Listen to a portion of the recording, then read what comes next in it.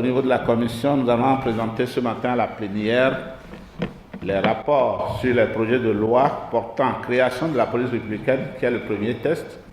Et le deuxième test, c'est le projet de loi portant statut spécial des personnels de la police républicaine. Ces deux tests ont été étudiés simultanément par les honorables députés compte tenu du fait qu'ils portent sur un même élément principal, la police républicaine. Il est procédé dans le premier pilier du programme d'action du gouvernement, le renforcement de la protection des biens et des personnes par la création d'une force unique de sécurité intérieure issue de la fusion de la police nationale et de la gendarmerie nationale. C'est pour donner une existence légale à cette entité majeure de sécurisation des personnes et des biens que les tests ont été conçus, étudiés et portés à la réflexion de la représentation nationale, d'abord de la création.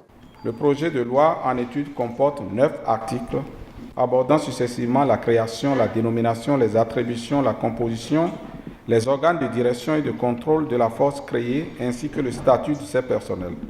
Les dispositions abrogatoires, transitoires et finales sont également précisées. Ensuite, de la qualité des personnels de cette structure.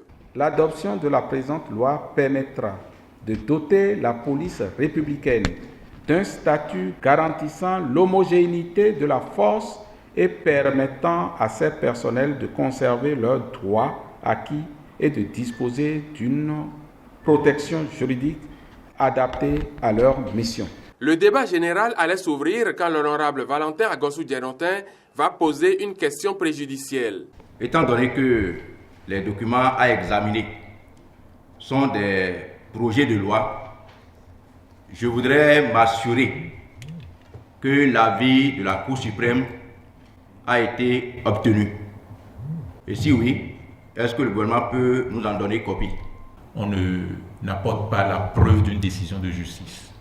En principe, au niveau de l'Assemblée, ça devait être donné aux membres de la commission des lois.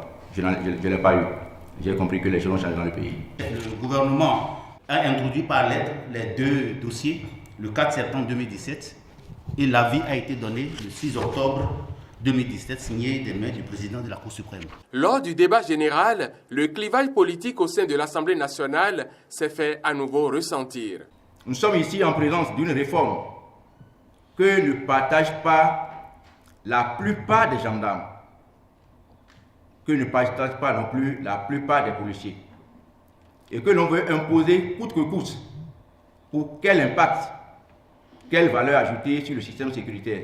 Le personnel de ces deux corps craint pour son avenir, craint pour ce qui va se passer parce qu'on est en train de sauter pieds joints dans l'inconnu. Pourquoi ne pas alors préparer le test pour une nouvelle génération d'agents? Nous sommes en train de créer l'insécurité à l'interne. Et c'est comme une bombe à retardement. Plaise à l'Éternel que cela ne s'éclate pas sur ce pays un jour. Halte à l'appel au soulèvement des gendarmes. Halte à l'appel au soulèvement des policiers. Halte à l'appel aux mutineries. Le Bénin n'en a pas besoin. Ces dernières années, Monsieur le Président, nous avons constaté effectivement que ces deux corps, la gendarmerie et la police, il y a des graissements de dents entre eux. Et vous pensez pour un État responsable doit encourager ça? Au contraire, un État responsable doit s'arrêter et dire bon, il faut régler ce problème-là. Et c'est dans l'union. Ce n'est pas en les séparant. Je voudrais demander aux collègues, parce que c'est une question de souveraineté, c'est une question d'efficacité, que nous sachions que c'est une chose importante ici, de conjuguer les efforts des deux forces pour que demain, les interventions soient des interventions efficaces. Le président de séance va ensuite interroger sur la méthodologie à adopter pour les discussions particulières. Bien, qu'est-ce que vous proposez comme méthode d'étude du texte? Par chapitre ou article par article?